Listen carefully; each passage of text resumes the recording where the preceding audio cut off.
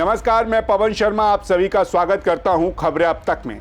आज की खबरें अब तक में हम बात करेंगे देश की राजनीति में एक बार फिर उठा बवंडर। उपराष्ट्रपति चुनाव ने बाजी पलटी। वहीं पड़ोसी देश नेपाल की सड़कों पर अब सिर्फ विरोध नहीं बल्कि एक नई पीढ़ी का क्रांतिकारी उबाल दिख रहा है। साथ ही राहुल गांधी के रायबरेली दौरे पर मचे हंगामे पर भी होगी चर्चा। और अंत में अफगानिस्तान से आई एक ऐसी खबर जिसने दुनिया को झकझोर कर रख दिया।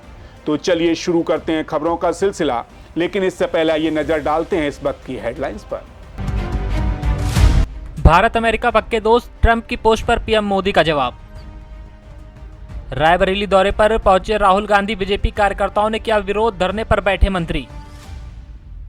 नेपाल में जारी बवाल के बीच एक्शन में सीएम योगी, यूपी पुलिस को दिया बड़ा निर्देश। सपा नेता आजम खान को हाईकोर्ट से मिली बड़ी राहत, डूंगरपुर केस में मिली जमानत।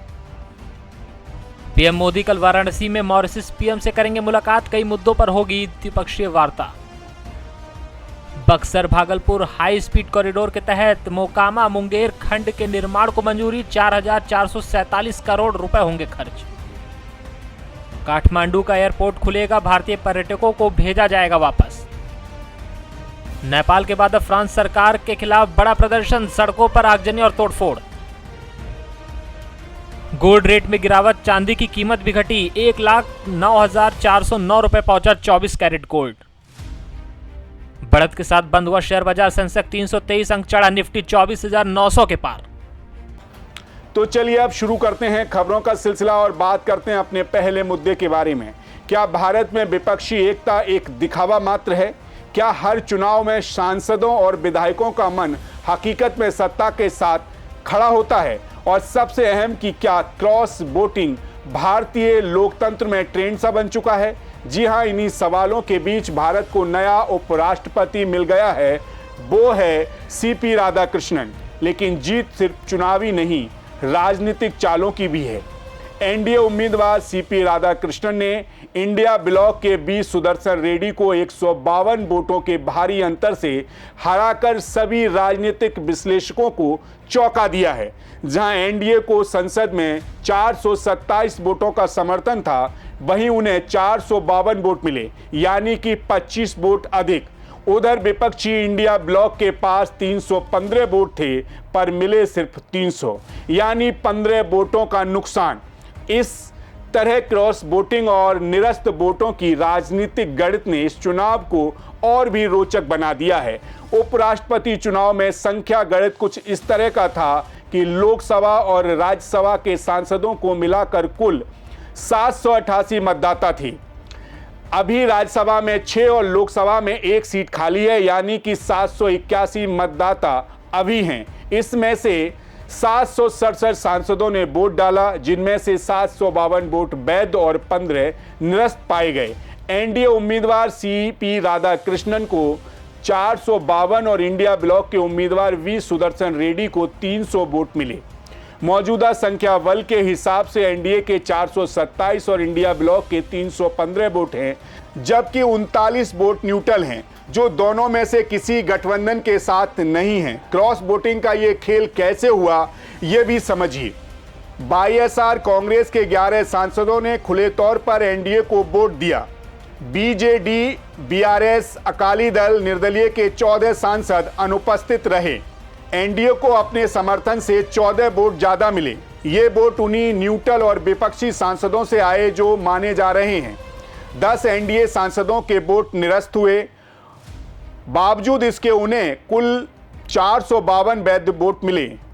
मतलब कम से कम 10 विपक्षी सांसदों ने एनडीए को क्रॉस वोट किया।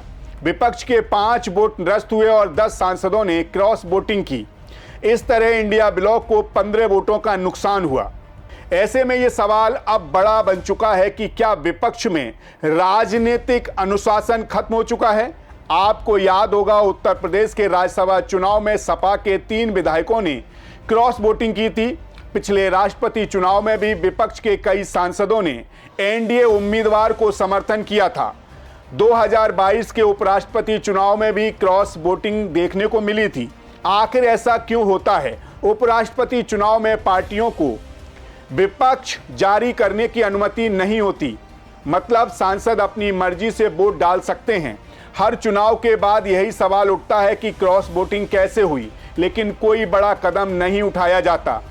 मगर इन सवालों के जवाब नहीं मिले तो हर बार सत्ता पक्ष की जीत होती रहेगी। बार बार क्रॉस वोटिंग की कहानी बताती है कि संख्या बल से अधिक मायने रखते हैं राजनीतिक चरित्र और नेतृत्व में विश्वास। खैर, इसी के साथ खबरें अब तक में रुख करेंगे अगली खबर की तरफ।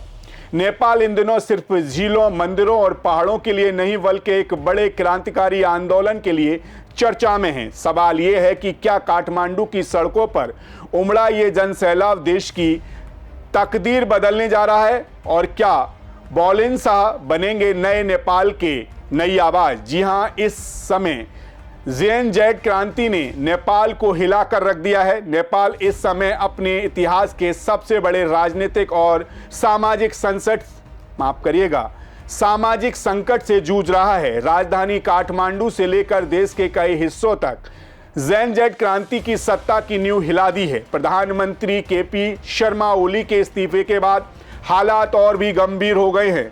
संसद बंद है, विपक्षी सांसद इस्तीफा दे चुके हैं और देश की कमान अब सेना के हाथों में है। आपको बता दें कि मंगलवार रात 10 बजे से नेपाली सेना ने सुरक्षा संचालन की पूरी कमान संभाल ली है और बुधवार शाम से पूरे देश में कर्फ्यू का ऐलान कर दिया गया है। सेना प्रमुख अब राष्ट्रपति के साथ मिलकर आगे की रणनीति बना रहे हैं। इस जेएनजेड आंदोलन ने अब हिंसक रूप ले लिया है और अब तक 24 लोगों की मौत हो चुकी है, जिसमें 22 सिर्फ काठमांडू में मारे गए हैं। इतना ही नहीं, कपिलवस्तु जेल पर हमला कर प्रदर्शनकारियों ने 459 कैदियों को छुड़ा लिया है, जिससे भारत में घुसपैठ की आशंका बढ़ गई है। भारत नेपाल सीमा पर हाई अलर्ट है और एसएसबी ने गश्त तेज कर दी है। अब ये सवाल शुरू कहां से हुआ, ये भी आइए आपको बता देते हैं। दरअसल सब कुछ शुरू हुआ सोशल मीडिया पर लगाए गए प्रतिबंध से, लेकिन युवाओं के गुस्से का कारण सिर्फ इतना ही नहीं था। भ्रष्टाचार, वंशवाद और बेरोजगारी जैसे मुद्दों ने आग में घी डालने का काम किया। ये कोई आम आंदोलन नहीं बल्कि 28 साल से कम उम्र के युवाओं का सशक्त विरोध है, जिसने पूरे सिस्टम को हिला कर रख दिया है। जनता का गुस्सा इतना भड़का कि पूर्व प्रधानमंत्री और पूर्व विदेश मंत्री तक को भीड़ ने पीट दिया। यहां तक कि वित्त मंत्री को सड़कों पर दौड़ा कर पीटा गया, जिसका वीडियो सोशल मीडिया पर तेजी से वायरल हो रहा है। वहीं इस हमले में पूर्व पीएम की पत्नी की भी मृत्यु हो गई है। वहीं काठमांडू के मेयर वालन शाह को, जो एक सिविल इंजीनियर से नेता बने, इस आंदोलन के सबसे बड़े नैतिक चेहरा बनकर उभरे हैं। उनका खास पहनावा, बेबाक अंदाज और भ्रष्ट राजनीति के खिलाफ तीखा स्टैंड उन्हें युवाओं का हीरो बना दिया है। वे स्वतंत्र उम्मीदवार के रूप में चुनाव जीतकर काठमांडू के मेयर बने थे।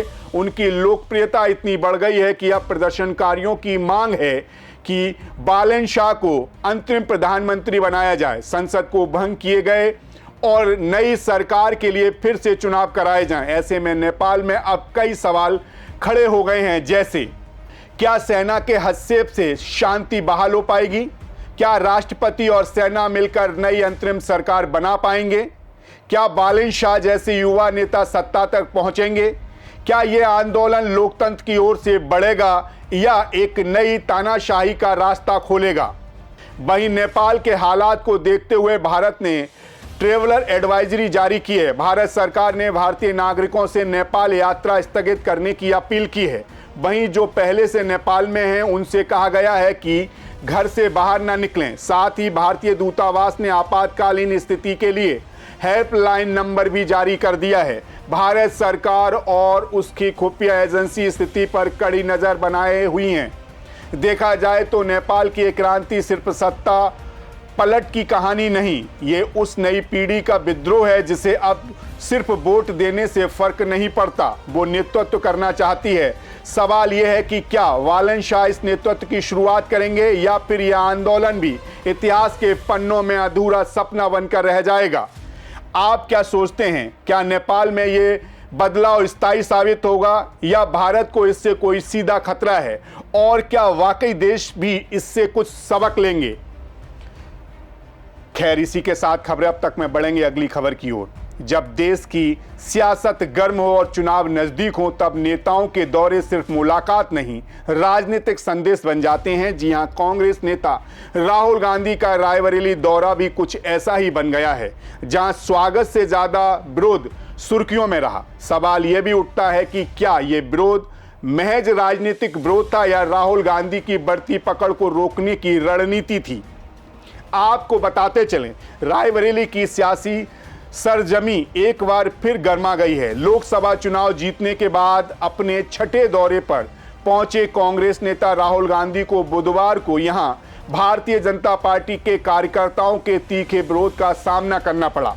उत्तर प्रदेश सरकार के कैबिनेट मंत्री दिनेश प्रताप सिंह ने अपने समर्थकों के साथ राहुल गांधी के काफिले को रास्ते में ही रोक लिया और राहुल वापस जाओ के नारे लगाने लगे। इतना ही नहीं, जबरदस्त हंगामे के बीच पुलिस और भारतीय जनता पार्टी के कार्यकर्ताओं में धक्का मुक्की भी देखने को मिली। इस विरोध के कारण राहुल गांधी का काफिला करीब 1 किलोमीटर पहले ही रोक दिया गया और वह करीब 5 मिनट तक रास्ते में ही फंसे रहे। भारतीय जनता पार्टी के कार्यकर्ताओं का आरोप है कि राहुल गांधी ने हाल ही में प्रधानमंत्री नरेंद्र मोदी के खिलाफ आपत्तिजनक टिप्पणी की थी। कार्यकर्ताओं ने माफी की मांग करते हुए उन्हें रायबरेली न आने देने की चेतावनी दी थी। जब पुलिस मंत्री दिनेश प्रताप सिंह को हटाने पहुंची तो मौके पर भारतीय जनता पार्टी के कार्यकर्ता और पुलिस के बीच धक्का मुक्की भी हो गई। हालांकि विरोध प्रदर्शन के बावजूद राहुल गांधी ने कांग्रेस कार्यकर्ताओं को संबोधित किया। उन्होंने कहा, पहले लोग कहते थे कि दाल में कुछ काला है, लेकिन कोई सबूत नहीं थे। अब सबूत हैं, वोट चोरी हो रही है।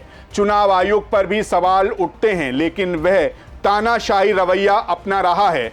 अब वक्त है कि देश की जनता इस वोट चोरी के खिलाफ आवाज उठाए। वहीं दूसरी तरफ रायबरेली दौरे के साथ एक चर्चित पोस्टर ने भी सियासी हलचल मचा दी है। समाजवादी पार्टी के लोहिया वाहिनी के प्रदेश सचिव राहुल निर्मल बागी द्वारा लगाए गए इस पोस्टर में राहुल गांधी, अखिलेश यादव और तेजस्वी यादव को कलयुग के ब्रह्मा, विष्णु और महेश के रूप में दिखाया गया है। इस पोस्टर पर प्रतिक्रिया देते हुए भारतीय जनता पार्टी के प्रवक्ता ने कटाक्ष करते हुए कहा कि ये तीनों राजनीति के इच्छाधारी हिंदू हैं जो चुनाव आते ही अपना रंग और रूप बदल लेते हैं। आपको बता दें, इस विरोध के पीछे का कारण ये भी है कि रायबरेली कांग्रेस की पारंपरिक सीट मानी जाती है और राहुल गांधी की यहाँ की जनता के बीच अपनी मजबूत पकड़ बनाए रखना चाहते हैं। लेकिन भारतीय जनता पार्टी इस बार हर स्तर पर चुनौती देने के लिए तैयार दिख रही है। दिनेश प्रताप सिंह का ये प्रदर्शन न सिर्फ एक राजनीतिक संदेश था, बल्कि आने वाले विधानसभा और लोकसभा चुनावों की रणनीति का हिस्सा भी माना जा रहा है। एक ओर कांग्रेस अपने गढ़ को बचाने और मजबूत करने की कोशिश में है, वहीं भारतीय जनता पार्टी हर मौके पर राहुल गांधी को घेरने में लगी है। वहीं 2 दिवसीय इस दौरे के दौरान राहुल गांधी कई और कार्यक्रमों में भी भाग लेंगे और कार्यकर्ताओं को आगामी चुनाव के लिए तैयार करेंगे। लेकिन शुरुआत ही जिस अंदाज में हुई है उससे साफ है कि आगामी महीने में उत्तर प्रदेश की राजनीति और ज्यादा गरमाने वाली है। खैर, जाते जाते आपको एक और अहम मुद्दे से रूबरू करा देते हैं। क्या किसी इंसान की जान की कीमत उसके जेंडर से तय होनी चाहिए? जी हाँ, जरा सोचिए। जब जमीन हिल रही हो, जब दीवारें गिर रही हो, जब जान बचाने के लिए हर सेकंड कीमती हो, उस वक्त कोई महिला सिर्फ इसलिए मलबे में दबी रह जाए क्योंकि उसे बचाने वाला मर्द उसका रिश्तेदार नहीं है। क्या ऐसी सोच भी किसी त्रासदी से कम है? आपको बता दें, अफगानिस्तान में हाल ही में आए भयानक भूकंप ने 2200 से ज़्यादा लोगों की जान ले ली। लेकिन सबसे दर्दनाक बात यह थी कि बहुत सी महिलाएं और लड़कियां जिंदा मलबे में दबी रह गईं, लेकिन उन्हें बचाया नहीं गया क्योंकि तालिबान का नियम कहता है कि कोई अजनबी मर्द किसी महिला को नहीं छू सकता। ये सिर्फ भूकंप नहीं था, ये तालिबान के लैंगिक कानून की दीवार थी जिसने महिलाओं को जिंदा दफन कर दिया। इतना ही नहीं, भूकंप के बाद महिलाओं को एक कोने में बैठा दिया गया। वे खून से लथपथ थीं, दर्द से करा रही थीं, लेकिन किसी ने उनकी तरफ देखा तक नहीं। 36 घंटे बाद जब रेस्क्यू टीमें आईं तब महिलाओं को हाथ नहीं लगाया गया। आपको बता दें, तालिबान के शासन में महिलाओं को लेकर कई सख्त नियम कानून हैं, जिन्हें लैंगिक कानून कहा जाता है। अफगानिस्तान में कोई भी महिला अपने परिवार के बाहर किसी पुरुष को छू नहीं सकती। तालिबान ने महिलाओं को मेडिकल और अन्य पेशों में पढ़ाई करने पर रोक लगा दी है। लड़कियों की शिक्षा कक्षा 6 के बाद बंद करा दी जाती है। पिछले 4 सालों से जारी तालिबान शासन के तहत अफगानिस्तान महिलाओं और लड़कियों के लिए दुनिया के सबसे दमनकारी देशों में से एक बना हुआ है। सोचिए कितना अजीब है कि जिंदा इंसानों को सिर्फ इसलिए मरने दिया गया क्योंकि वो महिला हैं। ये तो थी आज की सबसे अहम खबरें, लेकिन जाते जाते एक सवाल आपसे ज़रूर पूछते हैं या आपके लिए छोड़ जाते हैं कि क्या किसी की जान की कीमत उसका जेंडर तय कर सकता है? सोचिएगा ज़रूर। अब मुझे दीजिए इजाज़त। नमस्कार। कल फिर आपसे मुलाकात होगी इसी कार्यक्रम में, इसी समय। तब तक आप बने रहिए सी न्यूज़ भारत के साथ। हर खबर आपके साथ, आपके हाथ।